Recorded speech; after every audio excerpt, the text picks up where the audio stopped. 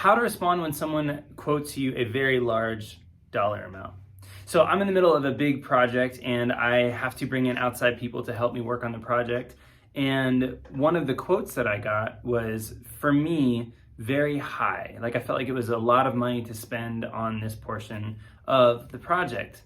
Now, that to be said, it doesn't mean that the person was overpriced. It doesn't mean that they charged too much money. In fact, they're phenomenal at what they do, and I have a lot of respect for the work that they do.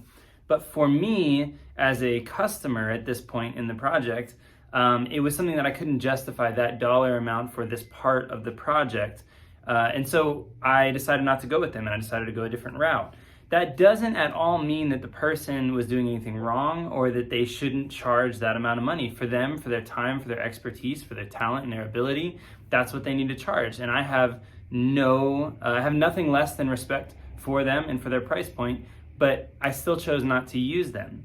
Now, for me, as a career designer, photographer, and I've spent 17 years doing what I do, and sometimes my price points seem like they're a lot to people. It never offends me if someone doesn't use me because of price. It's not something that I find offensive. It also doesn't mean that I can work for very, very little because of the amount of money that it takes to keep my business going, to do the things that I do. So I think we have to maybe reframe the way we think about this.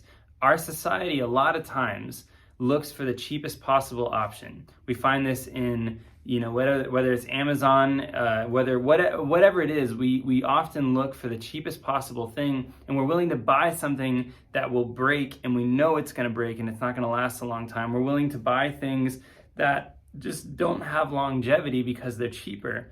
I think we have to be careful, though, to say that the person who charges what they're worth is maybe overcharging.